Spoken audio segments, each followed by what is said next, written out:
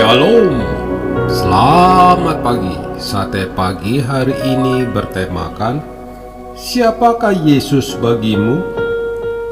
Firman Tuhan terambil dari Markus pasal 8 ayat 27 sampai 29 dan Kisah Para Rasul pasal 9 ayat 22. Saulus semakin besar pengaruhnya dan ia membingungkan orang-orang Yahudi yang tinggal di Damsyik karena ia membuktikan bahwa Yesus adalah Mesias.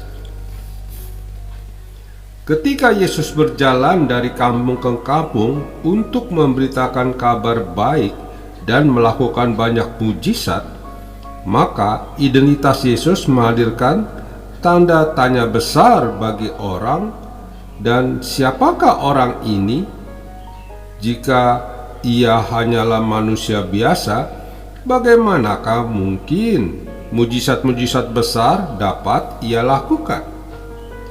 Yesus memunculkan topik percakapan tentang identitas dirinya di hadapan para muridnya dengan mengajukan pertanyaan.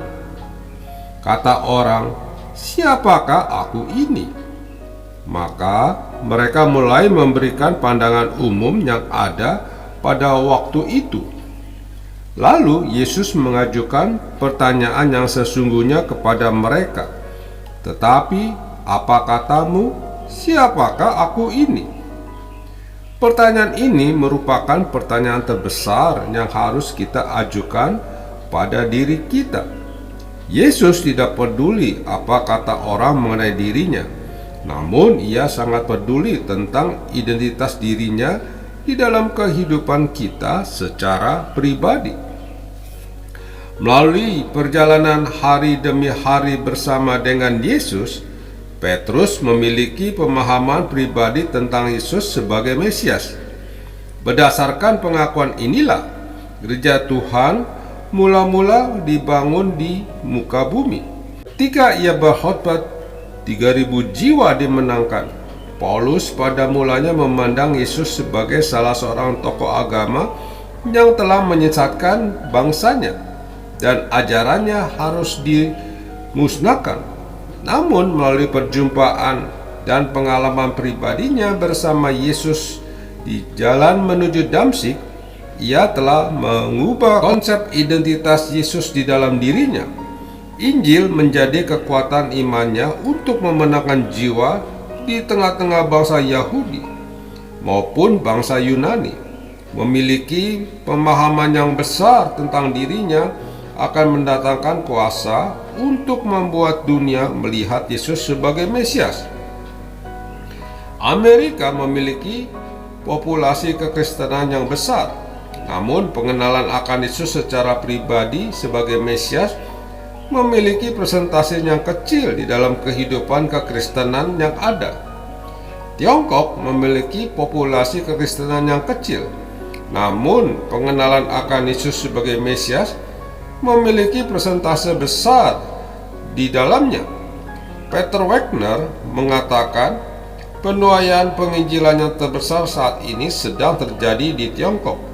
Sekitar 80-90% penyebab mereka menjadi orang Kristen disebabkan oleh terjadinya mujizat-mujizat kesembuhan, pengusiran kuasa-kuasa kegelapan, ataupun campur tangan ilahi secara langsung yang dialami secara pribadi oleh orang-orang yang menyaksikan. Rindukah kita untuk mengubah pandangan umum dunia tentang identitas Yesus supaya mereka dapat melihat dirinya sebagai Mesias? Marilah kita mengintrospeksi diri.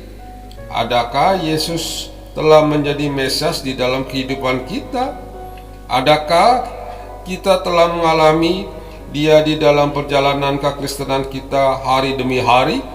Ingatlah, sekadar menjadi orang Kristen hanyalah akan menghangatkan bangku gereja, namun menjadi orang Kristen yang mengalami Tuhan akan membuat bangku-bangku gereja dipenuhi jiwa-jiwa baru. Amin. Mari kita berdoa. Bapa Surgawi, aku ingin agar pandanganku terhadap Yesus bukanlah berdasarkan pandangan umum, tetapi sebagai juru selamat di dalam hatiku. Di dalam nama Tuhan Yesus, aku berdoa. Amin.